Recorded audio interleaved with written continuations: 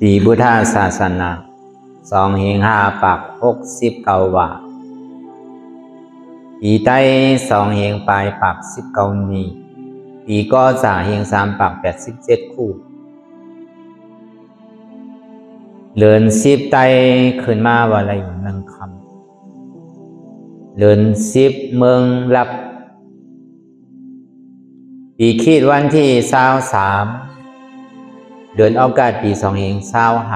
25ในปางสร้างตือกรรมตราอนัตตาวิปัสสนาภาวนาอาหันยอธรรมอนัตตาปอกกรรมผล15ปีวัดอนัตตาวิปัสสนากรรมฐานหนองเขียววันรวมลอยสะทงเวียงกาขีเล็กเมืองไต้ประดอกคงในก็เป็นตอนการเตียนเฮาตีไรมาสับแรงลายจ้างตือกรรมพอดถึงมาคำขึ้นวันทวนสีพยายาม6 โมงต่อถึง8 โมงเปลี่ยนเฮาดีไลอ่อนกันยามตั้งเข้าสู่นิพพานปิกอเปสิภูมิเกิดพระตุนิพพานย้อนเบิ่นนั่นเลยนะคือมันบ่ดีกว่าไรลงโยงง่ายดีได้กว่าถ้าฐานนั่นในเกาะปึงหลงมันในเกาะอ่อนตั้งสุดนั่นในเกาะคือเฮานั่งค้างกายกุดขากว่าทับต่างขาซ้ายก่อนไหลนั้นขาซ้ายทับต่างขากว่าในก่อนไหลมือ2 ขอนต่างไว้เหนือตักเฮาก็ย่าไว้ตัวซื่ออย่าไปเคียงป้นอย่าไปหย่อนย่านป้น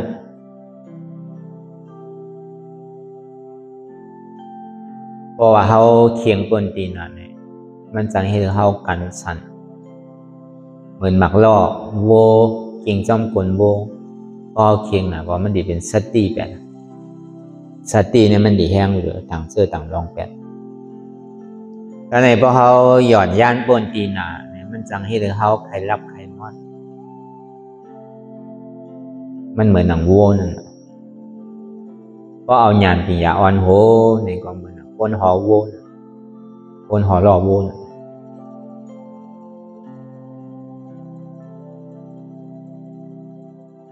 ก็อย่างนี้ก็คือเฮารับหูเนอตัวอย่างพอมือเข้าใจนี้เอาอิดเย่าก็โหลดสร้างตื้อกำน้ำรับตาเนอเปิดตาอย่างจริงอยากโดยดีมันน้อยขาดใจเตียนเฮาหูนั่นอันไรเสียนั้นในเตียนมันพูดก่อเกิดขึ้นเป็นมานั่นในก็คือเฮาปอมหมอวนวางแก็บตัดเป็นอนัตตาสะพอได้อ่อนตั้งเฮาไปหันเจ็บไปหันทุกข์ไปปองแจงเลี้ยงใจเหนืออนัตตาเคยดีลมเคยใจเขาออกอ่อนตั้งเคยใจเขายาวๆเคยใจออกยาวๆเคยใจเขาลึกๆเคยใจออกลึกๆเขาในก็เฮาวนว่าเกิดออกมายาวในก็เฮาวนว่าตายเอาในก็เฮาวนว่าเป็นออกมายาวในก็เฮาวนว่าลูกฟองในก็เฮาวนว่าเกิดเมียดในก็เฮาวนว่าตายแสดงว่าคือเฮาตัวหลอกลายๆกันนั่นคือเฮามีหยาดตั้งหันชื่อใจหยาดตั้งวนชื่อใจหันสะพอที่มันอุปเปิงไรเอาตั้งแต่สิโอต่อไปทิ้นเนี่ยมีอะไรพองหลานไหนที่ว่าเป็นเฮามีเฮาเตียนเฮาอุปเปิงพองงำสิสังไร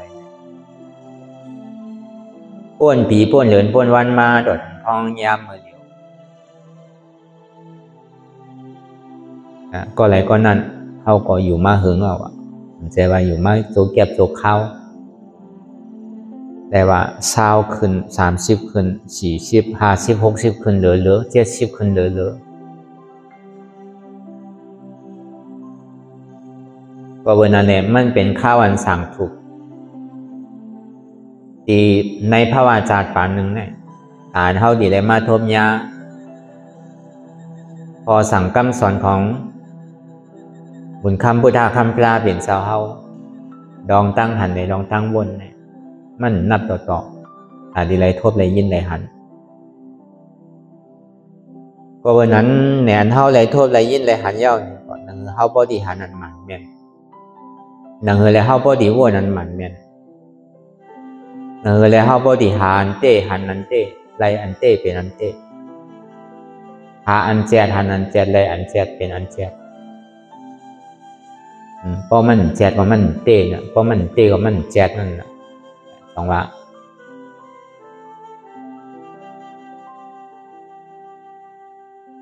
อันแมดเนี่ยมันแมดเต้นั่นอย่าไปหาอันแมด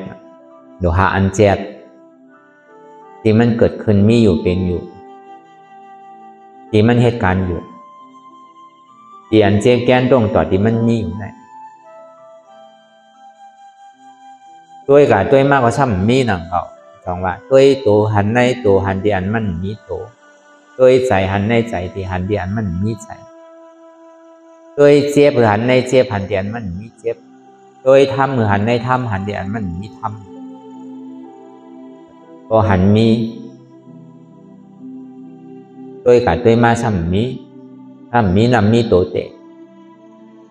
อันเขาถามว่ามีซ้ำมีมันลึกเอาลึกเข้ากับทางนั้นนั่นน่ะมันเป็นตารางก็เพื่อทางละก็เพื่อว่าอัตตานั้นมันห่มหับดับไว้อนัตตาแต่สู่เฮาตีเดียวดีฮอดตีถึงก็มต่อไม่สิได้เฮ็ดสื่อวนสื่อวางสื่ออะไรสิได้กอกสื่ออะไรในแต่ก็บ่เฮามาเข้าปังมันมาเห็นหูเอาลองด้านเฮาสิสืบกว่าในก็ง่ายๆนั่นก็เพราะวันนั้นเฮาว่ามาตั้งแต่โหปึ้งเอาวันนั้นบางปอกสติมันแฮงบางบอกสมาธิมันแห้งพอสติแห้งก็เหมือนหมักล่อโวกินจำกลโวเขาอาบเหมือนหนังมันตีหายไปพอมันเจ็บก้นขึ้นเมยแกนมาพอเขาตัวกับตัวมาอาบเหมือนหนังมันมีน้ำมีตัวแหละพอมันหายก็ใจโย่เนี่ยอันนั้นบอกว่า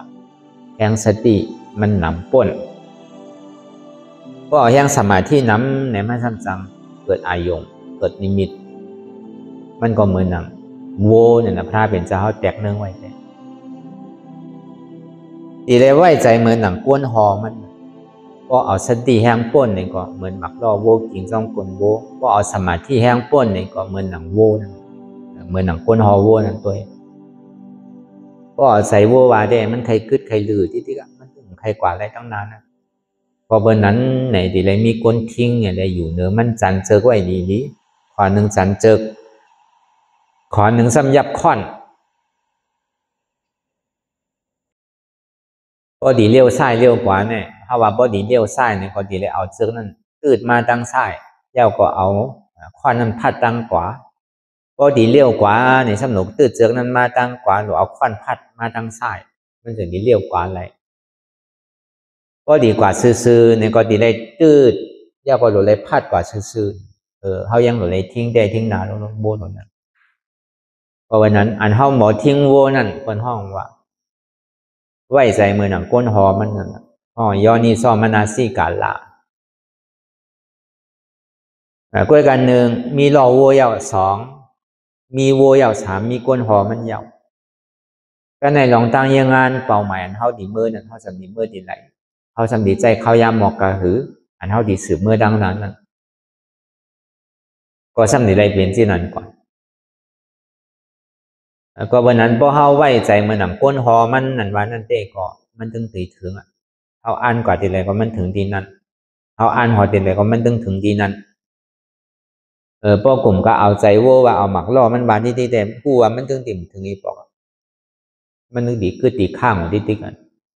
พอวันนั้นพระเป็นเจ้าแจกเนืองเหมือนอย่างก้นหอล่อโว้ออกมายอนีซอมนาสิกาลาอย่าไปเคียงนะอย่าไปย่านนะนี่ก็ว่ามัชฌิมาปฏิปทานี่ก็ว่า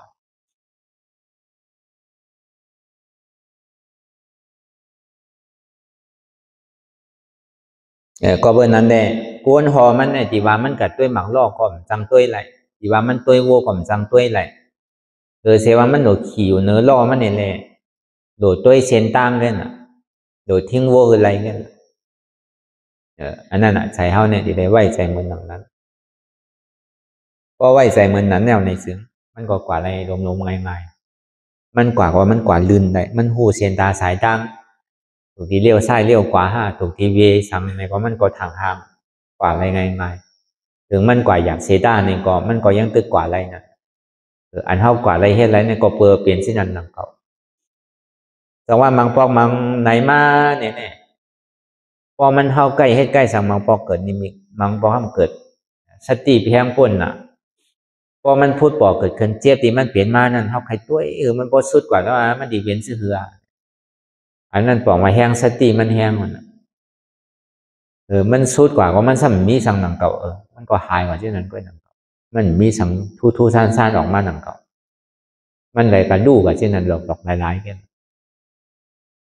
ถามว่ามันตีรู้อะไรฮะรู้อะไรกับก้อยหนังเก่าก้อยกับเพราะเขาเอาญาณปัญญา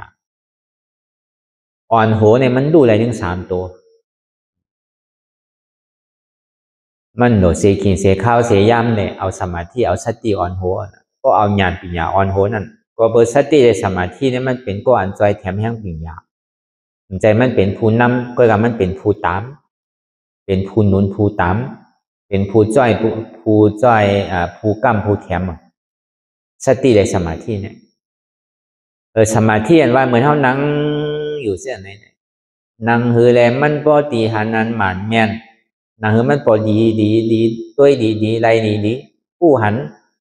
อันไรเป็นอันนั่นอันนี้มันเป็นแห่งสมาธิพอเฮาตัวนิ่มใจนิ่มไม่เอาในก็อันใดเป็นอันใดมาเนี่ยก็มันก็หันกำเดียวพอมันนิ่มไหนเนี่ยมันหันได้นะพอมันคอนกับคอนมากำเจ็บไหลเจอไหลลองกำก็เจ็บกำก็ผิวกำก็ผิวกำก็เจ็บกำเจ็บตั้งสายป่องตั้งกามันหมุนกว่าเซนที่เอาอะไรก็มันสร้างเอาเต้นั่นมันดีเป็นสินันแปดอันนั้นก็เบอร์สังเนี่ยก็เบอร์แห้งสมาธิมันเกิดแต่ที่เฮ็ดให้มันเกิดตั้งหันอันหมานแมนนั่นว่านั่นมันจังหันได้เฮามาวนตัวลามตัวเนหางเนนำเนตัวเนี่ยเหมือนเฮาดีตัวอย่างเตือนร้องในเฮาจามสั่นควันตัวสั่นหูเฮาตัวมันหันได้นะครับหันก้อนหนึ่งเป็น2 ก้อหัน2 ก้อเป็น3 ก้อไปแล้วหันก้นเทาเป็นลูกอ่อนหันลูกอ่อนเป็นก้นเทาหัน2 ตีนเป็น4 ตีนไปแล้วจังว่ามันหันลีนั่นก็วันนั้นแห้งสมาธิมันปอแห้งสมาธิมันปอในสมาธิที่นี่มันเกิดอะไรเต็มเกิดพองเต็มพองเปิดห้องว่ามันบอดี้วุ่นดีมันเต็มดีก็ในแห้งสัตดีเนี่ยมันซ้ำจอยแถมแห้งสมาสังกัปปะแห้งสมาสติเนี่ยเหมือนหนังอันเท่าเหตุการณ์อยู่พ้องยามมาเหลียวไหนที่มันเจ็บอยู่ที่มันคืนอยู่ที่มันเมื่ออยู่ที่มันแก่อยู่ซะไหนที่มันมีเตะที่มันแจดเตะมันมีเตะที่มันเกิดขึ้นอยู่เมื่อเดียวอันเจ็บอันแสบอันไม่อันแก่อยู่ซะไหนมันเกิดขึ้นในปัจจุบันหรือเสนั่นเนี่ยมันใจเป็นรองตั้งปัจจุบัน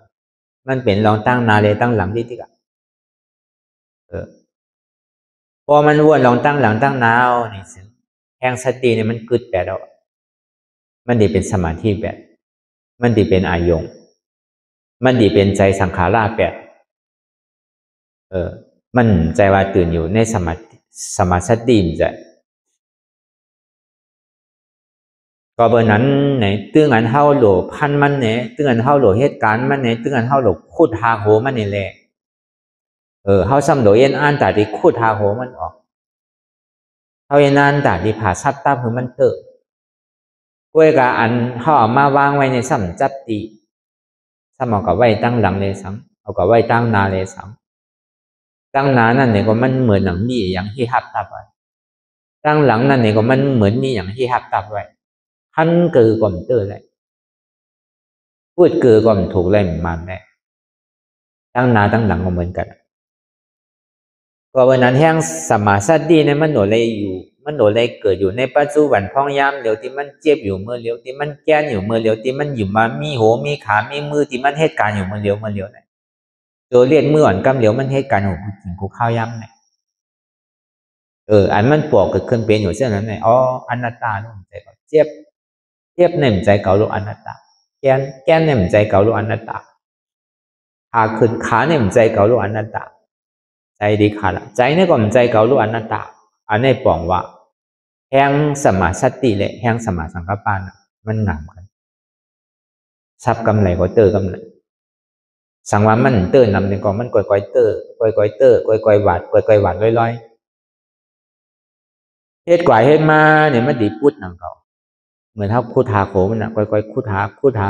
วกคูดจับตีจับตังมันยาวนี่ก็กลายเป็นไรกวนนังเขามันดีจังกันเลยแหละหากมันขยาวขยลึกเกินก็พอเขาคุดแมนจับแมนอยู่ก็มันตึงโกนอยู่นังเขาเพราะมันแมนเปิงแตงมันเป็นสังในบอดีวาเจ้เงินหนังไปหินเสาเมืองเนี่ย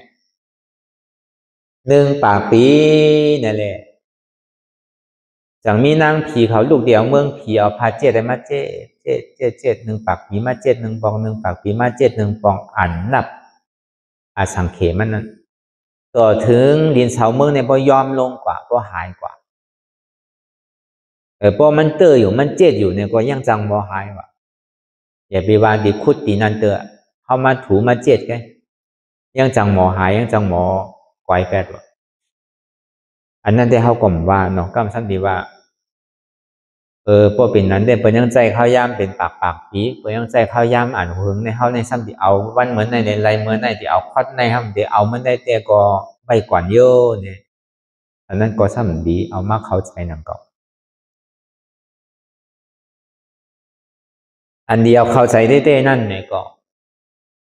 ยิงมันหานันเต้ที่มันเกิดขึ้นอยู่เป็นอยู่นั่นเปิงหลวงมันในเนี่ยมันหล่อยอมขับอะไรมาบอกมันหันอยู่คู่อยู่อันหันอยู่คู่อยู่ในพอเฮ็ดกว่าเฮ็ดมามันตึงหันมันตึงคู่อยู่เยาอ่ะอันเจ็บอันแสบอันไม่อันแก่น่ะมันเป็นทุกข์เนี่ยจองว่าลองตั้งอันนี้จ้าในลองตั้งทุกข์เนี่ยมันเหตุการณ์ออโตเมติกความไทยในห้องว่ามันเหตุการณ์อัตโนมัติออโตเมติกมันถึงเหตุการณ์ทางมันจำเป็นโดกะยากว่ามันเป็นอนิจจาโลกเป็นทุกข์โลกมันโดกะว่าเนี่ยก็มันตึงเป็นดูอยู่ทางมันตึงเป็นทุกข์อยู่ทางมันเพราะมันเจ็บแสบเนี่ยก็มันเป็นดูได้นะก็เปิดมันเจ็บมันแสบแล้วมันถึงที่เป็นดูย้อนเปิดว่ามันเป็นมันดูมันหายมันก่อมันหายมันบอกมันเกิดมันรับมันเป็นมันดูกว่าจึงที่คานใจนั่นน่ะเพราะอันนึงเกิดมาอันนึงดูกว่าแห้งขึ้นมาดูกว่าใหญ่ขึ้นมาดูกว่านั้นก็ค้ำไว้ซะหน่อยจังว่าลองตั้งสมาธิที่อันว่านั่นมันหันอะไรตึงอนิจจาอะไรทุกข์ทางมันกำเดียวพอตัวในเตมาเย้าในซึ่งไหนลองตั้งสมาสังกัปปะนั่นดีเลยยอมรับพอเมื่อไรเขายอมรับแล้วก็เขาว่างแล้วในก็เป็นสมาสังกัปปะพอเขาไปยอมรับอะไรเนี่ยไปว่างอะไรเนี่ยไปเป็นสมาสังกัปปะเถอะมันดีหาไล่ไปพอมาถึงบอกขนาดมามือหนังเตียนเขาหาอยู่ในมันมาว่างไปหันดีหู้ดีที่มันเปลี่ยนอยู่ที่มันเจ็บอยู่ที่มันเสียบที่มันไหมมันแก่อยู่เนี่ยมันมาว่างไว้ปึกไว้กับเหนือพอมีอันช่างว่างเลยนะใครตัวก็หลิมใครตัวก็หลิมมันตึงมาอยู่นั่นน่ะอันนั้นน่ะเป็นห้องวันสมาธิ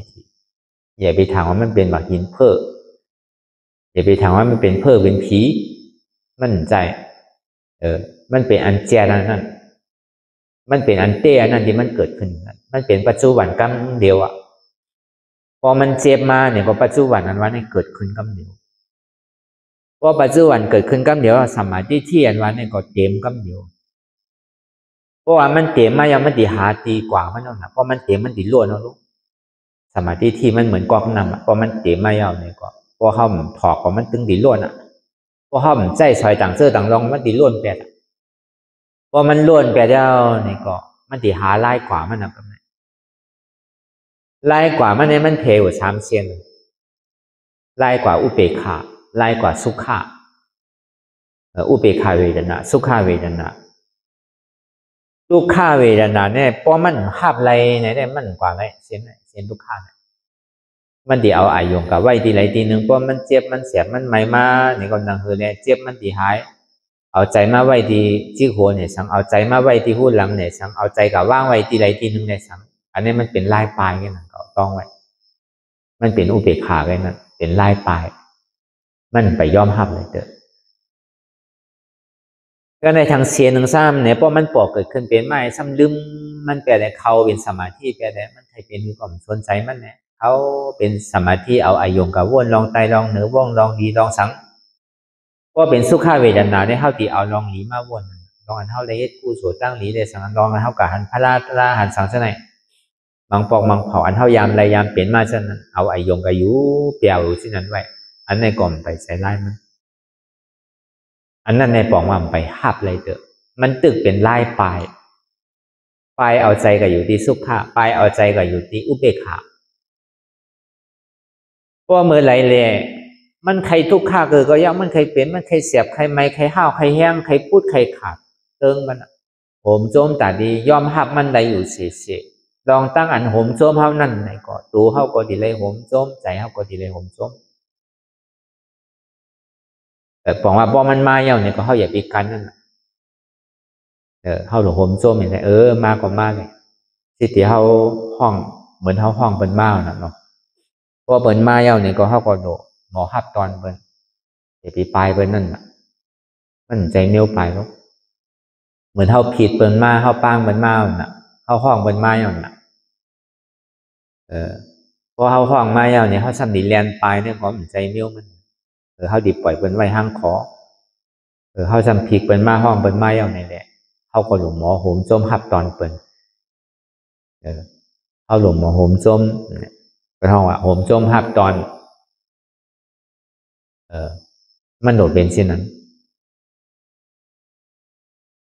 ยิงมันเจ็บยิงมันทุกข์ยิงมันขันใจยิงมันเหลืออกเหลือใจนั่นก็เข้าก็โดมจมหับตอนยิงอันห้อมป้อใจอันถูกใจอันนาดูอันใครหู้ใครหันเนี่ยก็ทีไรไหวใจอะไรหับตอนใจเฮานั่นเนี่ยไหวใจมันอย่างแผ่นดินเมืองเป็นใครขี่ใส่เยี่ยวใส่ขุดใส่เผาใส่อันหน่วยอันห่างอันจ้าเนี่ยผู้ว่าเปิดเอาเวิร์ดลงแผ่นดินเมืองจริงๆสิเลยไหวใจเหมือนเช่นนั้นการนั้นเท่าดีตอนหับ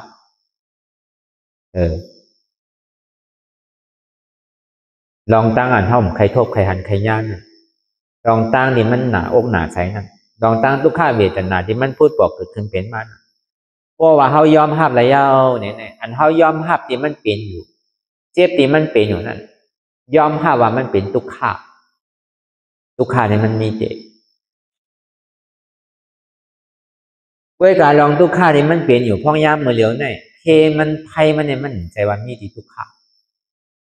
อันเฮ็ดให้เฮาเป็นอยู่เนี่ยมันใจกับการเลยลองทุกข้าเฮ็ดให้เฮาเป็นเฮ็ดให้เฮาเจ็บเฮาเสียบเฮาไม่เฮาแก่นเนี่ยใจเป็นลองอันเจ็บแก่นต้นตอนนี้ซันเนี่ยเฮ็ดให้เฮาเป็นทุกข้ามันใจเหตุทางเมาหูมันเนี่ยมันเป็นสังหลายมันถึงดีเจ็บมันซ้ำเจ็บมันซ้ำเสียบเนี่ยก็เปิดสังเนี่ยมันเจ็บมันเสียบก็เปิดสังเนี่ยมันแก่นมันนักมันไม่ล่ะในเฮาหลวงพูดจักสาวหามันสาวหาเหตุมันพอมันตัวกว่าที่เดียวเนี่ยก็เปิดว่ามันมีหลองตั้งยึดยัดกับมันไว้อันเขาเหตุการณ์อยู่ในก็เปิดมีหลองตั้งมีสารทิฏฐิมีสารสังกัปปะสองตัวเนี่ยเหตุการณ์ลองตั้งหันพิษได้วนพิษนั่นเป็นผู้เหตุการณ์พอเขาพูดจักสาวหาเหตุทางเขามันทบแบบไหนซึ้งตั้งหันพิษในหันสังน่ะหันว่ามีหัวมีขามีมือมีโตมีใจมีเจ็บมีเปิดมีเฮามีเขามีเก๋าอันนี้ตั้งหันพิษตั้งวนพิษซ้ำหนึ่งปันเพื่อนปันค่ายปันใดยายปันใดเปิดตามื้นตามองถึงมองข้าวมองยำ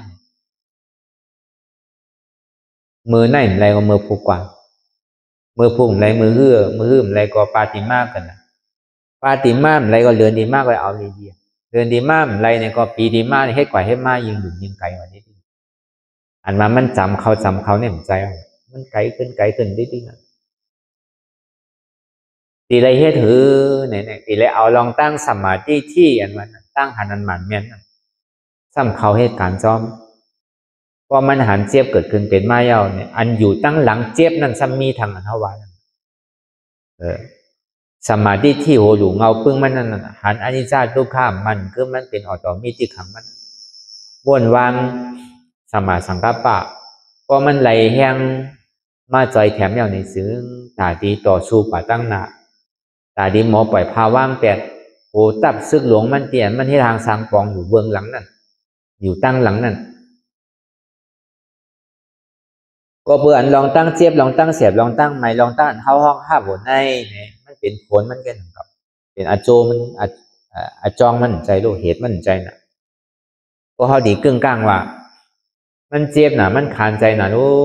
เนี่ยเยื่อแล้วว่าเพื่อนแล้วว่าเนื้อว่าเนี่ยมันไปย่าเดินน่ะโหซึกหลงมันมันไปเป็นโหซึกหลงมันเดินน่ะพอเมื่อนั้นเนี่ยอันนี้มันเป็นผลอาโจมันเป็นลูกน้องดาเปมันเป็นผลอาโจก็รู้เป็นผลอาโจทุกข้าก็รู้เพราะว่ายอมหับแล้วอันดีเนี่ยมันดีมีตั้งเวิงหลัง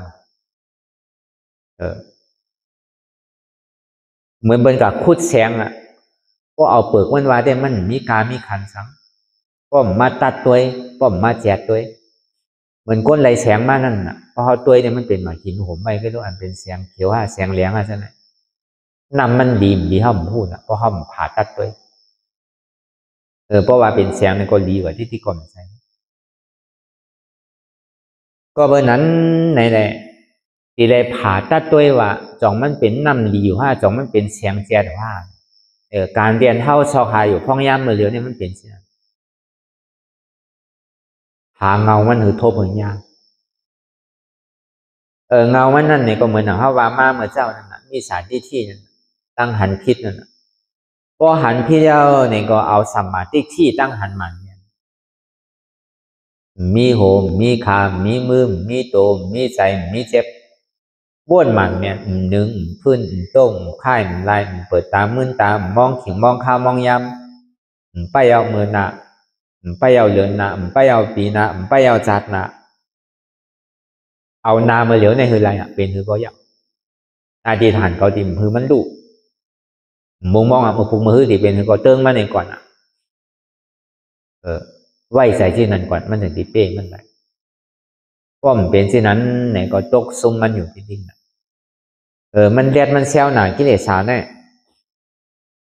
เมียวที่ไหนในซ้ำดีไรเฮ็ดดูล่ะเมียวอันเปิ่นเจอในก็ซ้ำดีไรว้าวที่ติ๊กดีไรเต๊กกินอยู่ที่แต่สองมันใจเปิงมันอยู่ห้าสองมันใจเมียวมันอยู่ห้าเปิงแตกมันเหมือนก้นมียอกะเหมือนเท่าเป็นยอกะเท่าซ้ำปึงอิงสาวนเท่าดีกะหาหมอเท่าอยู่ดีใช่ไหม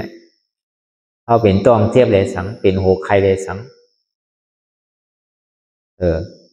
ก็กะหาสาวนเย้ากะหาสามมาเย้ากะหาหมอยาเย้าเนี่ยเมียวยานวันนี้มันหวานกลัวมันดึงขมมันดึงเมียวอันกินหยาบในพระเป็นเจ้าเขาแตกเนื่องใช่ไหมมันมีปุ่มหน้าเขาถามว่าอย่างพระเป็นเจ้าค่ะของเมียวเปิดนำเจอในห้ำสั้นดีการลาดติ๊กติ๊กกวนเอาในหลวงลอกาในประวัติกำเต้นว่าในเปิดเจอคารุอันเมียวเปิดเจอกับพระเป็นเจ้าเขาซ้ำลาดอยู่เมียวดีมันเป็นสุภาอันเปิดเจอพระเป็นเจ้าซ้ำลาดอัสุภาเมียว่าขันดาหาเปิงในเปิงเคยมันกึ้มพระเป็นเจ้าซ้ำฮอลองตั้งมันกึ้มเมียวคนในหลวงลอกาในก็เลยก็คาเลยสุขาพระเป็นเจ้าสมัครเป็นทุกข้าเมียวในหลวงลอกาหลวงในก็เลยก็หิมยำมาเป็นตัวเก่าเป็นของเก่าพระเป็นเจ้าซ้ำฮอว่าใจตัวเก่าใจของเก่าเมียวอันเปิลเจอในพระเป็นเจ้าซ้ำกับห้องจริงๆเนี่ยมันซ้ำดีมีอาโจสังละมันมีผงนางเขาทำถ้าเป็นเจ้าสันนิบาเปิงเตียงมันเนี่ยเราก็เหมือนมอยาเมียวเขาจะเนี่ยเขาอยู่ดีเขามียอกาเมียวอันที่เขาเป็นเนี่ยป้อมยานี่มันหายเนี่ยว่ะก็กลายเป็นไรยาเนี่ยเขาดีถามเมื่อตัวเนี่ยก้นดีเป็นตั้งไข่ตั้งหนาวเป็นต้องเจ็บหัวแกนใช่ไหมในตับในตัวตั้งในมันดีใช่ไหมเป็นยอกาตั้งเป็นเนี่ยก็มาหาหมอเนี่ยหมอดียาห้าก็กลายยาค่ะในที่ที่เขาอยู่ดีค่ะลูก เมื่อยาในสองมันกินง่ายเมียวยาในมันกินง่ายค่ะมันคมนะครับอ๋อมันเป็นเมียวอันกินยาเพราะเป็นเมียวยาก่อนมันเป็นอันเจ็บนะเมียวกาปานพ่อยามเดี๋ยวในบนโทเข็มเมื่อกูบอกได้ก็มีอยู่หนังเก่ามันออกมาบอสิวาการนั่นเมียงมันเขาสมองอะไรมันก็ยังผ่าตัดเอากวานเอาทางผ่าตัดเนี่ยก็มีอยู่หนังเก่าลองตั้งผ่าตัดได้ก่อนก้วยกันหนังเฮเลยย่อกามันตีหายอันวันมันเจ็บบุเซต้าก็กาดีเลยปันมันเจ็บถูกตีมีปก็กาดีเลยมีถูกตีป้อก็กาดีเลยป้อถูกตีแต้งก็กาดีเลยแต้งถูกตีปอนกินยาก็กาดีเลยปอนกินยาก็เบอร์สังในก็เบอร์ใครย่อกามันหายเลยอย่างที่ปันผมใจว่าใครมันเปี่ยวมันม้วนได้ผมใจก็เบอร์ว่ามันมีย่อกาตั้งเป็นเนี่ยยาก็กาดีเลยยาเมียวเป็นเขาเป็นหมออย่างเป็นมหาสู้เขาอย่างนี้ก็นางเฮเลยเปิ้นตีหายอันวันนั้นเขาจึงมีผลพรตาติยาเมื่อหูดูเงาปึ้งมันได้ก็กินยาผิวทอมยาผิวหับอะไรยาผิวก็แบบพอมันยากว่าเย้านี่ซื้อพอวายมามันหายมาเนี่ยมันจะซ้ำซ้ำจังว่ายากิเลสาอันวันนั้นกิเลสาอันวันย่อกากิเลสาอันวันก็ยานี่มันหายใครเจ็บก็ดีเลยเจ็บวะใครกินก็กาดีเลยกินวะก็เบอร์พวกกินเนี่ยมันดีหายก็เหมือนเท่ากับสาวสามารถนะก้นดีได้เป็นกะหานังเก่าเป็นก้นโหเจ็บโหเมาก็เป็นเยียวหวานก็เป็นเลือดสูงก็เป็นโหไข้ก็เป็นขาขึ้นขามวยโลกะหาน่ะโลกไรกินยาน่ะพวกกะหาสาวสามารถมากก็กินยาเตอร์ที่ได้โทยาปานนั่นน่ะก็โทยาเตอร์ที่ได้หอยยาปานนั่นน่ะก็หอยก็ย่ำเตอร์ในที่ได้ผ่าปานนั่นน่ะก็เบอร์สังเนี่ยก็เบอร์สังในเฮ็ดจังนั้นก็เปิดใครย่อกามันหายการตลาดนี่ก็เหมือนนั้นหนังเก่าหน้าเป็นเจ้าก็เปิดมันเป็นรองเต้เนี่ยพอมันเป็นมาเนี่ยมันเสียงดีหู้นั่นพอมันหู้มันยอมหับแล้วเนี่ยก็เมื่อหูเอาปึ้งมันแต่ก็มันเป็นเมียวอันกินหยาบเมียวอันยอมหับไรหยาบเมียวอันขำได้หยาบพอมันได้ขำมันได้หับมันได้กินกับเย้าเนี่ยพอย่อกามันหายเอาเนี่ยมันเสียงดีหู้กาขันยาเนี่ยเฮ็ดคือย่อกาเขาหายเต้แล้วไหนเป็นยาดีเต้แล้วไหนถูกตีจับยินมันอยู่ถูกตีมีใจห้าทหารเนี่ยใครเฮ็ดมันอยู่เหมือนแต่กาเขามันนั่งนั่นถูกได้ก็เขายามนั่ง1 ชั่วโมงไปลง1 นาทีไปลงอารมณ์เปลี่ยนไรโย2 ชั่วโมงเนี่ยเขาก็ยามนั่งมา1 นาทีแค่ไหนสมาพึก2 ชั่วโมงก็เดี๋ยวเนี่ย2 นาทีก็เดี๋ยวเนี่ยตีเฮ็ดไรวะเนี่ยก็ล้อมขี่ใจอยู่นั่งก็กล้วยกับพอมาเฮ็ดเต้เนี่ยก็สัมพันธ์นั่งเขาเมื่อเฮ็ดเต้หยาบหรือใจอยู่กล้วยกับพอเขาพอมาอย่างนี้ถึงเบาตัวเบาใจ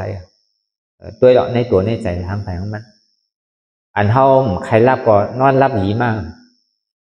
มันก็ในพอดีนอนรับแน่ๆได้กินยากันเนาะอันเขาเป็นไมเกรนจะไหนนะขึ้นจังรับบนลองไตลองเนื้อมันเป็นย่อกาใจเนียวหนึ่งก็ในพอมาหนังตลาในเขาล่างตัวล่างใสบอกว่าล่างย่อกากิเลสาเนี่ยมันล่างออกถึงมันพูดขาดเซต้าเนี่ยก็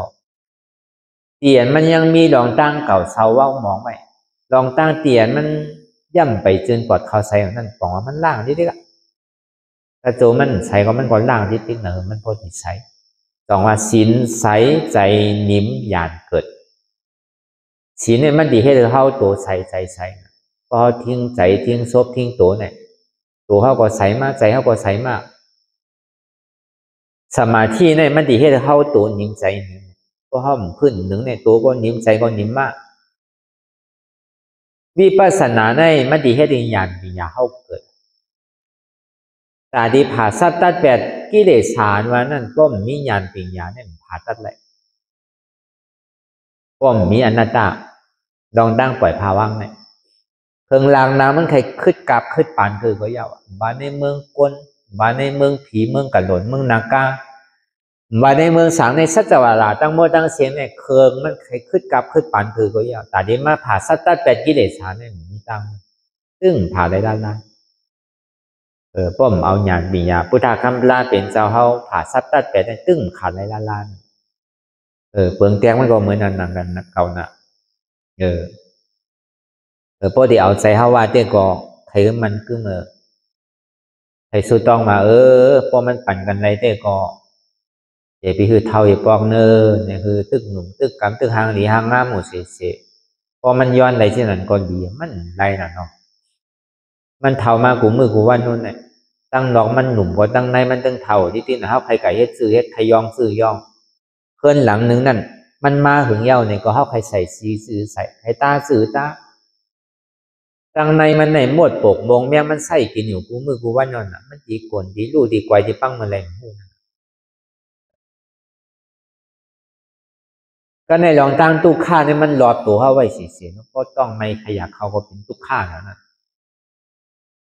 พวกขี่เนี่ยพวกใครเยียวใครขี่มากกว่าเป็นตู้ข้าฝังขึ้นมาพอเขานอนบินไส้เลยสังนอนกันนอนมา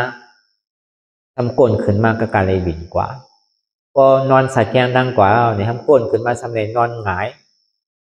อันนี้ก็ตอนหนังตึงขึ้นก็มันพอเป็นตู้ข้าย้อนแต่ไหนก็จังเปลี่ยนจังมีอ่ะ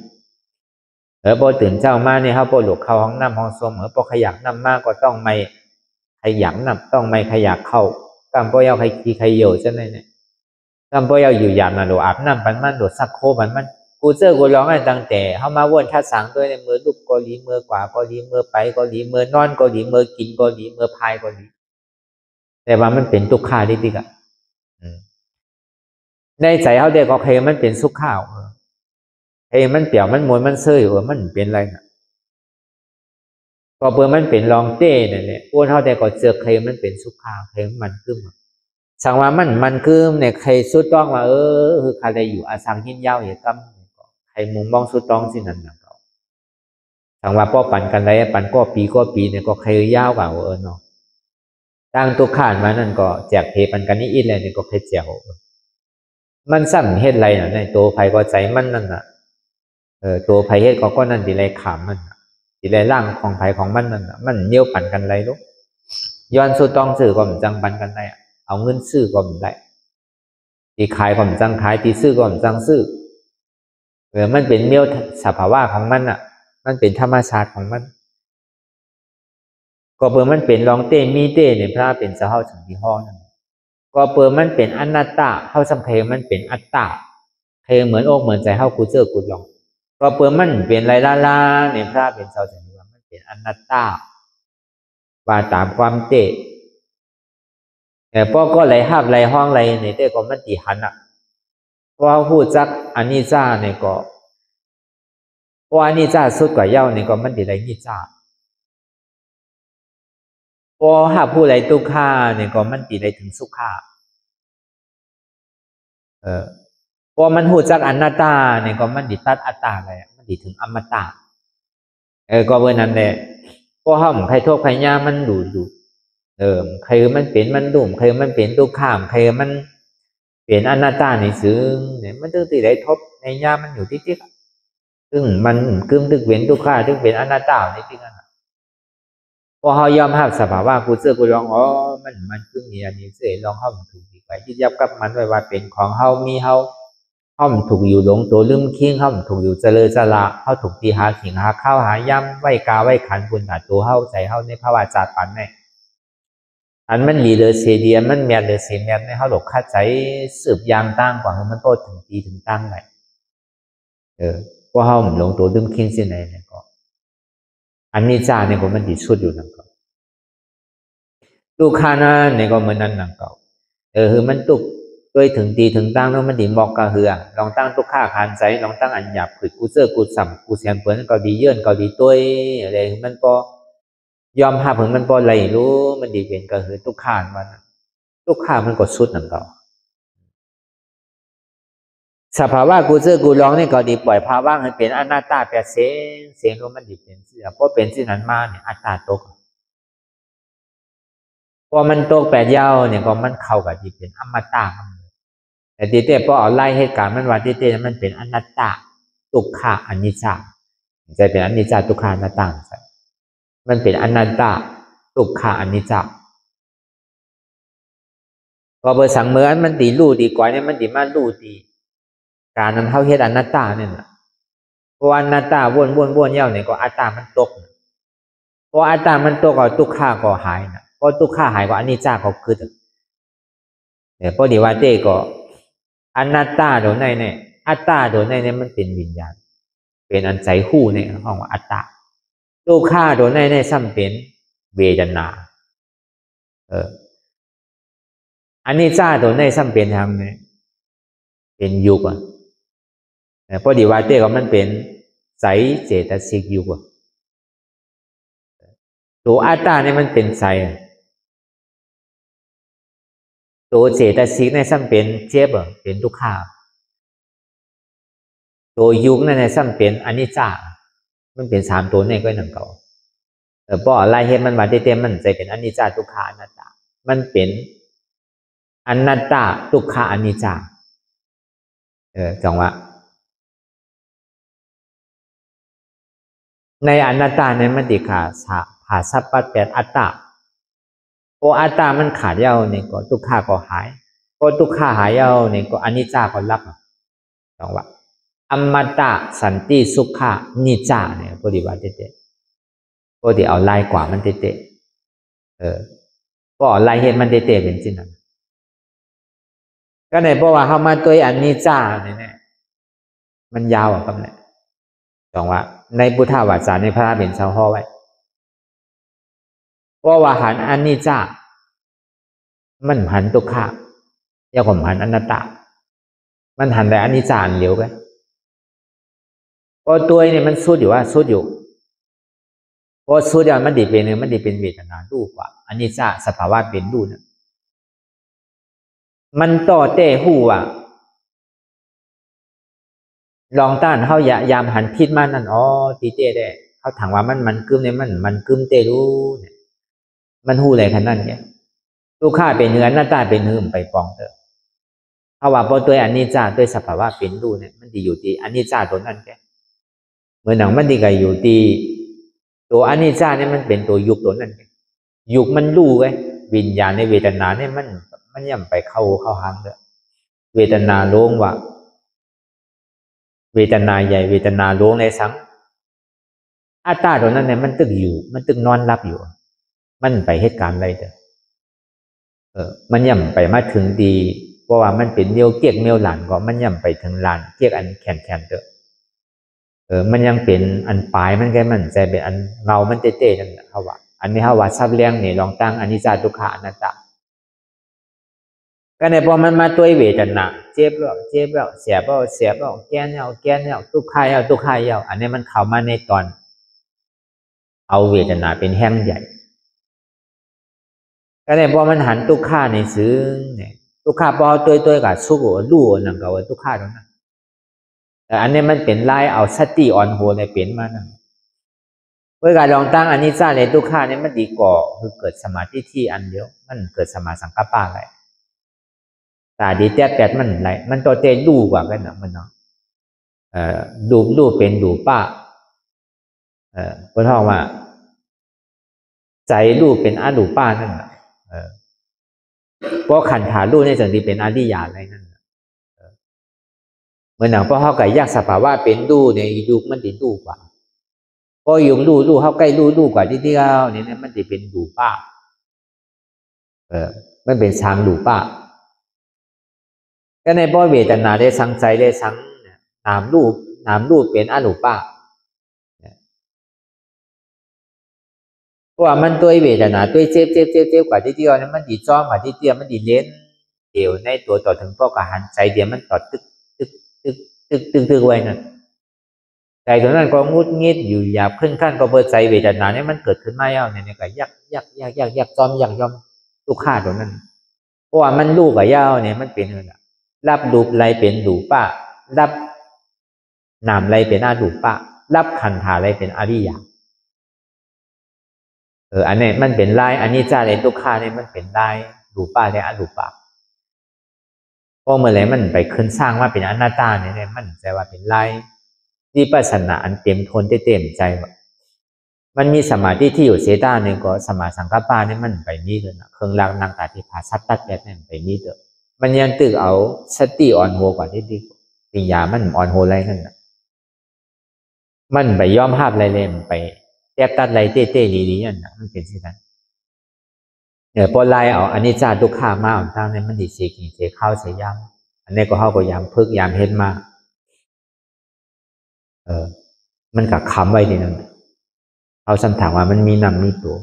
ก็เนี่ยเฮาไล่เฮามาเฮ็ดอนัตตาเนี่ยมันสัมเปลี่ยนชื่อละอนัตตาทุกข้าอนิจจาเพราะว่ามาไล่อนัตตาเอาหนังสืออนิจจาในทุกข้าเนี่ยเกิดขึ้นมาให้มันกำเนิดมันโดกับตัวที่มันเกิดมันต้องเกิดขึ้นมา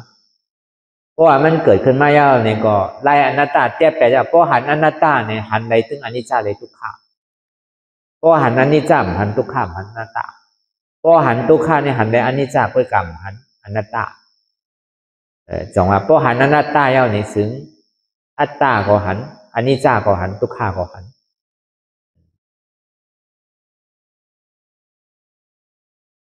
ก็เพื่อนั้นอ่ะเขามาจ้างด้วยกันตลาอนัตตามันเป็นปิญญาสมาสังกัปปะพอเขาหันอนัตตาเนี่ยมันติภาสัตตะเป็นอัตตาอย่างกูเจอกูลองที่มันปกเกิดขึ้นเป็นมากก็พาแว่งพังว่างกับจอมมันนั่นน่ะที่เป็นเช่นนั้นอนัตตาเนี่ยมันจอมมันจอมอยากมันจอมหือมันใครรู้ว่าที่ใครรู้ว่าที่ไหนมันกว่าจอมโกนมันกว่าจอมหามันอ่ะตัวก็หือมันมาเสียงหยอกเอาหัวเงามันมาหัวเงากิเลสอัตตาที่เนี่ยเพราะว่าหัวเงามันมาเย้าเนี่ยก็เพราะอัตตาที่เกิดขึ้นมาเย้าก็เพื่อมีสาที่แต่สักกายะที่เนี่ยมันเป็นตัวที่เรียกว่ามันเป็นตัววิจิกิจฉาก็ที่เอาหุโผกิเลสว่านั้นมันเป็นวิจิกิจฉา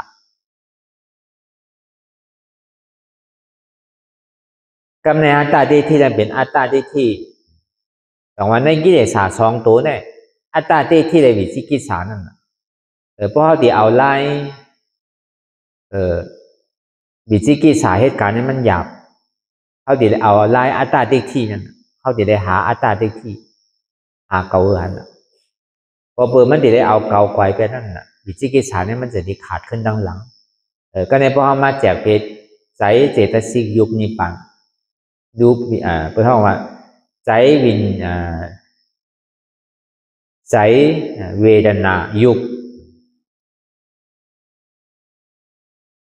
ก็เพื่อนั้นพอไล่หน้าตาวันนั้นมันปอมาตีตัวก็อายงใจเนี่ยมันก็อยู่ที่ตัวแล้วมันปอมาที่ใจอายงใจก็อยู่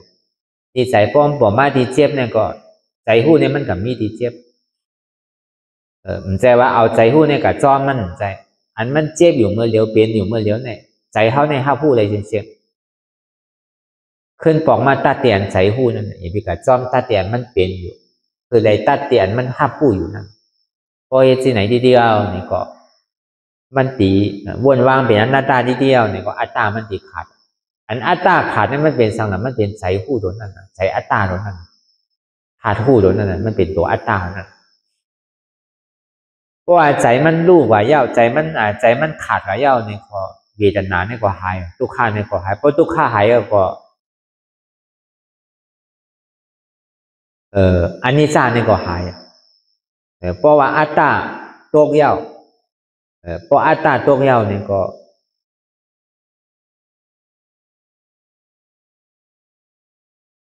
ทุกข์ก็หายเพราะทุกข์หายก็อันนี้จาก็ขึ้นไป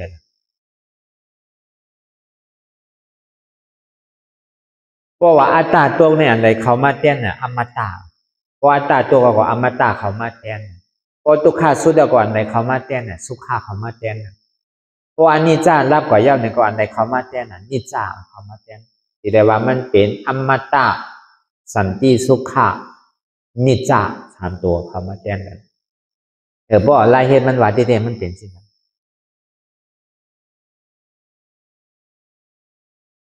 ก็เป็นนั้นอ่ะเพราะเขาปล่องแจงแรงใจหน้าตาเขาเหมือนซ้อมมันอย่างนี้ก็มันไวอ่ะมันกว่ากำเดียวกันสามตัวก็เปิดอันเขาติดผ่าชัดตัดเป็นมันติดกว่ากำตัวมันไรเหมือนเขาว่ามาเหมือนเศร้านั่นน่ะเพราะเขาก็ยากดูภายไปเลยใจเลย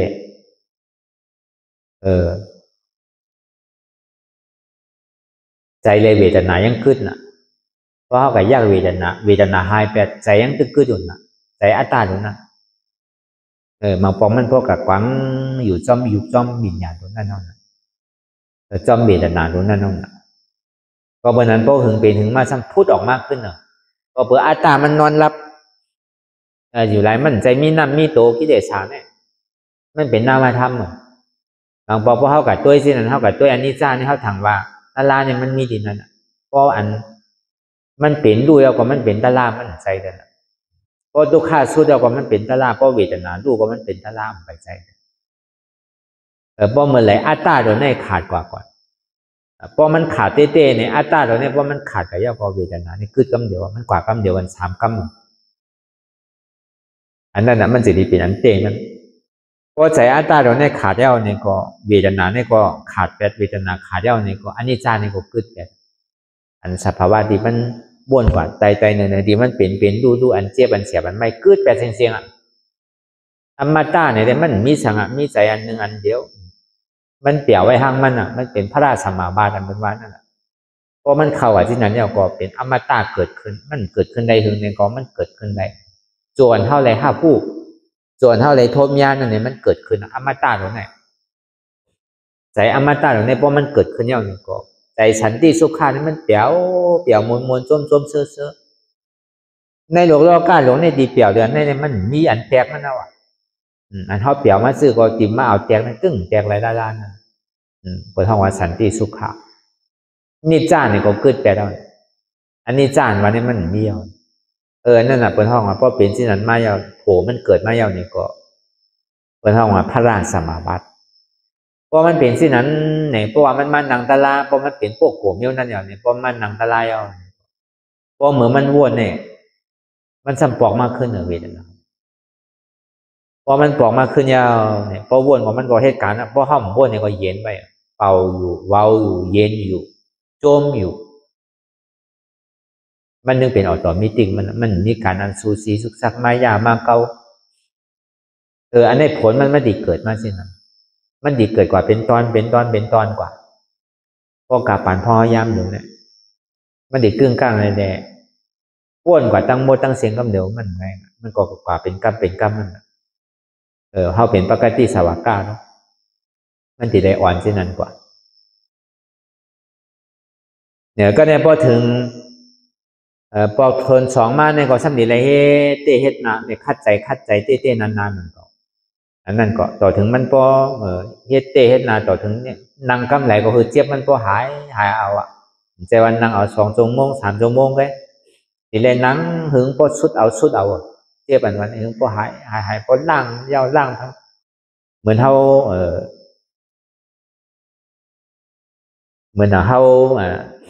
ล่างเขาเลยสังเหมือนเขาล่างเฮ็บเลยสังเหมือนเขาล่างอันมันมีโกมีกบเนี่ยล่างเขาล่างทั้งสุกเอาสู่ทั้งล่างเขาล่างทั้งสุกเอาสู่ทั้งต่อถึงมันพวกมีแมงมีสังอันที่มันมานั่นน่ะก็เป็นเนียวเขาขาวเสียงศีลใสใจนิ่มหยานเกิดนั่นเพราะมันใส่ดีๆเอาเนี่ยป้องใครเขาเอากำไหมกันหูตัวมันดีเป็นที่นั้นมาก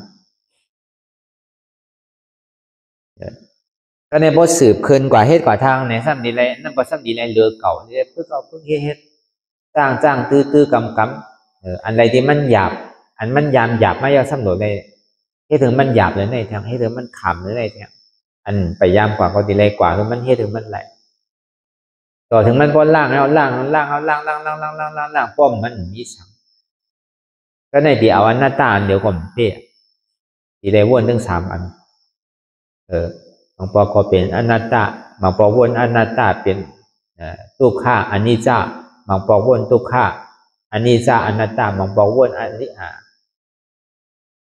จจาทุกอนัตตาทุกขามันจะได้หู้กูเจอกูลองพอมันเป็นสิ่งนั้นไม่เอาเนี่ยเวทนานว่าเนี่ยมันอยู่ที่เก่าการพอเขาตัวเห็นดูแปดหายไป2 วันมันจะเลยวนกับวนมาวนกับบางปอก็มันเรียนกับเป็นอนิจจาบางปอเรียนกับเป็นทุกขาบางปอก็เรียนเป็นอนัตตาบางปกสามันมารวมกันสู้กันมันเป็นเช่นนั้นมากอันนี้ก็ห้องสืบว่าก็ทั้งกำโกเขาว่าอารมณ์มันง่ายๆสัมผัสว่าที่ในหนังเก่าอย่างก็มันหยาบหนังเก่า พอเขาเฮ็ดเตะพอเขาตั้งใจตั้งข้อเตะพอเขาพูดลองมันเตะมันยากแต่มันเหมือนอย่างเขายางตั้งนั่นตั้งเซนอันเป็นว่าเซนตั้งออกก็เขาหลงมือตัวก็เขามือหรือเนี่ยเนี่ยก็เซนตั้งตัวก็สำหลงมือตัวหนังเก่าเซนตั้งของก็หลงมือเซนตั้งจานก็หลงมือเซนตั้งเนี่ยมันดูขึ้นอยู่4เซนนั่นน่ะเมื่อก็ขึ้น4เซนนั่นเนี่ยก็ตีเลยปึงอิงเด้อตึง3อันหนังเก่ากายเจตาเวทนาธรรมาบางปอตัวเจตาเนี่ยก็มันตีเลยปึงอิงเวทนาเวทนาธรรมากายเนี่ยมันอนุโลมปฏิโลมอนุโลมปฏิโลมเพราะเขาตัวกายเนี่ยก็มันเป็นกายเจตาเวทนาธรรมาเพราะมันมาดีใจก็เจตาเวทนาธรรมากายเพราะมันมาดีเวทนาธรรมากายเจตาเพราะมาดีธรรมเนี่ยก็ธรรมากายเจตาเวทนาเพราะเขาเอาธรรมะอ่อนโหนี่ก็ในยุควิญญาณเวทนาเนี่ยมันมาสู้ที่ธรรมะเพราะเอากายอ่อนโหนี่ก็เจตาเวทนาธรรมะมาสู้ที่นี่มันจะได้เหตุก่อนที่นั้นที่จะได้ปึงอีกนั้นในนุหลงปฏิหลงก็ได้ก็ในถึงดีกำเนิดสุดมาในหนุนด้วยตัวอ้วนก็เบอร์เจี๊ยบมันมีเอาเพราะมันมีเจี๊ยบเนี่ยมันจังเอาเจี๊ยบเหตุการณ์ด้านล่าเพราะเหตุก่อนที่นั้นมันดีถึงหมอกขันนั้นเพราะมันหอดจอดถึงจำดีฝังไม่เย้าในกามอกาผ้าบอคาวิมอคากำเนิดสุดมาเนี่ยเป็นอวิสามอคามาในอันเจ็บอันเสียบอันไม่อันแก้นเหมือนเขาเลยโทษใบหญ้าเนี่ยเหมือนเยอะใครย้อนซื่อดีไรก็มันจังซื่อไรเฮ็ดสื่อก็มันมีแรงตั้งทุกขานะก็เบอร์นั้นก็เบอร์แห้งถาดินลำลมไพ่เนี่ยมันเอ๋ลงไปเลยแหละมันสุดเสียงแต่เมื่อก็แห้งมันตาดีมาต่อตึกกิเลสาเนี่ยก็ตาดีเผาเนี่ยก็มันจังเป้ไรเอาเนี่ยมันจะดีเอาถาดหู้ตัวเลี้ยวแบบนั้นบ่ว่ามันมารวมถาดหู้ตัวเลี้ยวก็ปล่อยถาดหู้แปดปล่อยทำแปดนั่นนะบ่ดีว่าเจ๊ต้องว่าก็ทบยาตัวก็คือจุ้นตัวทบยาใจก็คือจุ้นใจทบยาเจ็บก็คือจุ้นเจ็บทบยาทำก็คือจุ้นท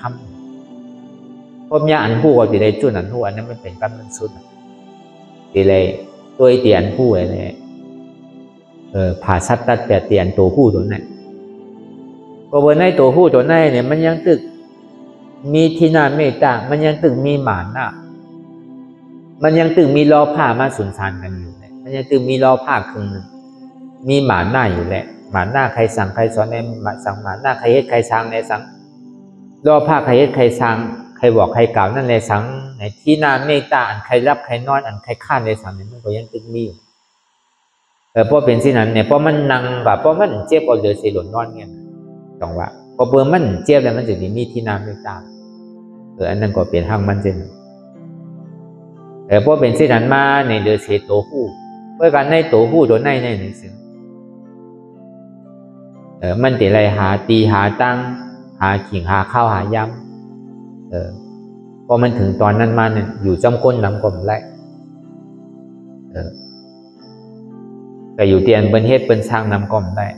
แต่อยู่จำก้นว่าสร้างการซ้อนการรัดน้ำกลมได้มันโดกอยู่ห่างไกลเตะเย็นๆเอากลมโดได้ทบโดได้ยาบให้อันนั้นนะมันจะดีสั่งถูกพอถึงดีกำเนิดสุดมาก็เปิดพอถึงมามองคันนั้นเย้าเต้เนี่ยก็มันใจก็บอกว่ามีสายเงินมันเย้าเนี่ยเหมือนหนังคำกว่าฝั่งพุ่นเหมือนเท่าคุณเท่าคำกับคุณพุ่นเย้านี่ก็บอกว่าเพราะคำในกาโมค่าเย้าเนี่ยก็บอกเท่าก็เป๊ะตัวเท่าหูเสียนตั้งมันเย้าแต่ที่สืบคำกว่าในถ้าว่าค่าทั้งนาได้ก็เป็นอันหยาบเพราะคำพุ่นกว่าในกาโมค่าตรงนั้นถ้าว่าค่าตรงนั้นเย้าก็แต่ที่สืบกว่าวิโมค่าตรงนั้นก็ตาดีสึกว่าอวิสามอฆาตนั่นก็หยาบนะครับโดยกับเฮาสำนิเลยพูดจักว่ากิเลสสาวเนี่ยมันคือทางหลายโตอันมันมีอยู่ในมันซ้ำเป็นสังเฮาสำนิเลยเฮ็ดสื่อหนังอะไรที่คัดมันไรสังว่ามันมีการที่น่าเมตตาในหนังอะไรเฮาติ่มข้านเฮาได้เฮ็ดสื่อเลยมันติ่มข้านมันซ้ำได้หาได้มันใช่ไหมหมาหน้าเดียนมันใหญ่ในหนังคือตัวเจ้าเก่าติ่มนี่หมาหน้าเนี่ยเฮาได้เฮ็ดสื่อนางเฮอได้ห้อมใครนางเฮอได้ห้าติ่มมีล้อผ้าใครไรในห้อมโลเฮ็ดโลช่างทั้งเอาโลกาซึกโลกาบ้วนโลกให้การสั่งการซ้อนโลได้ให้การคือเป็นหู้เป็นหันสั่งแล้ว อันนี้มันเป็นลายมันพอถึงตอนนั้นมามันดีเป็นที่นั้นเพราะเป็นที่นั้นเนี่ยเพราะมันมีลองตั้งสุกยุงมีลองตั้งอันที่มาทบก้นน้ำเหี่ยวนี่ก็ลองตั้งรอผ้าก็มันก็เก๋กว่าลองตั้งที่นานไม่ต้านใครรับใครนอนนั่นก็เก๋กว่าลองตั้งหมาหน้าตาดีสั่งสอนเปิ้นก็มันมีปุนพรตาดีกว่าอ่อนโหเลยสั่งสอนตาดีอ่อนโหวันนี้เปิ้นสร้างเอานี่ก็มันก็กำไว้นั่นก็ก็เบิ่มันได้ก่อยไปทาทู่แล้วนั่นดิพึ่งอินเสธาดินน้ำลมไผก็มันมีแห้งตานี่มาเผามันแล้วอันแท้ว่าพวกเฮาเฮ็ดกว่าจ้างตื้อกรรมกว่าที่ก็มันดีถึงบ่คันนั้นน่ะอย่าไปว่าอันมันเจ็บมันเสียบมันไหมมันแกนไหนมันทุกข้าน่ะรู้มันขานใจน่ะรู้บ่ให้พวกเอ้เนี่ยหายพวกเฮ็ดกว่าที่ก็มันมีหนังเก่ามันก็หายกว่าเฮาอยู่จะมันเสตาเนี่ยก็เหมือนหนังน้ำในน้ำมันติดกันหนังเก่าน้ำก็เป็นน้ำมันก็เป็นน้ำมันเจ็บได้เจ็บอยู่มันเอาเจ็บมาเป็นของมันเอาเจ็บก็เป็นรองเจ็บมันก็อยู่ห้างมันนั่นแต่มันเฮ็ดอะไรบ่คันนั้นเจ็บได้เจ็บเหมือนกันอยู่ก็กะมันเอาเจ็บมาเป็นของมันกวนเฮาเนี่ยมันเอาเจ็บมาเป็นของเฮาดีๆก็เหลือมันบ่เจ็บเฮาซ้ำเอามาเป็นเจ็บทั้งก็มันแค่เจ็บเหลือเก่าทั้งนั้นให้มันบ่ลูกอย่าเฮาซ้ำกันส่วนถึงมันลูกทั้งก็มันแค่ลูกเหลือเก่าทั้งนั้นมันเป็นสินั้นก็วันนั้นในแหละอันเฮาเลยมาจ้างตื้อกำตลาดในก็เฮาวนเข้าใจอันที่ฮอดันมาทั้งหมดทั้งสิ่งนั้นก็อันไหนมันถูกอกถูกใจอันไหนมันแม่นอกแม่นใจอันไหนเฮาที่เอาจ้างตื้อกำไรนี่ก็ของดีได้มันโดมีอิดเนาะของยำได้โดมีอิดบ่โดนน้ำหนังเก่าอันฮอดได้ก็ฮอดน้ำหนังเก่าตัวกับกวนเฮาสดิกวนเฮามันเหมือนกันมันก็เจือกเมียวนึงมันก็เจือกตอนต้นมันก็เจือกตอนกลางมันก็เจือกตอนปลายมันเหมือนกันน่ะคือมันเป็นอาโจพรดีตานเฮาแต่มาเฮ็ดจ้างตื้อกำตะลานั่นแหละมันติ่มตกดุดห้ามกันนั่นเลยก็คือมันบ่สุดเสียงกว่า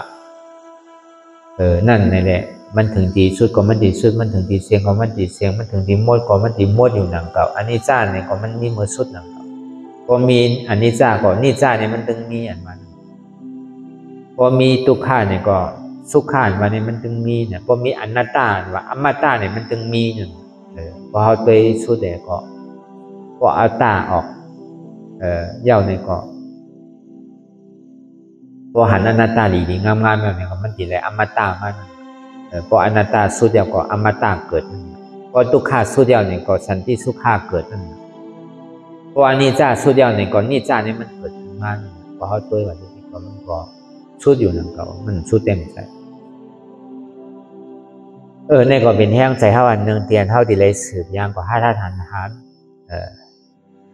อิ่มในมีลองตั้งโกตั้งแหก็เปิ้นเฮ็ดที่นั้นมาเนี่ยก็เปิ้นก็ทบเปิ้นก็ย่ามาอย่างก็เพราะเฮามีลองตั้งค่าใจเงินเปิ้นก็เฮาก็สิได้ทบได้ย่าอยู่ที่เป็นของเฮาวันนึงเจ้าอยู่ว่าเนี่ยมันก็เฮามีลองตั้งเฮ็ดอยู่เอาแหละอาลางเฮาแหละนำแม่ถึงเต้นี่ก็มันสิได้ทบวันนึงเจ้าได้ย่าสิได้จิมายาสาวันนึงเจ้ากว่าเนี่ย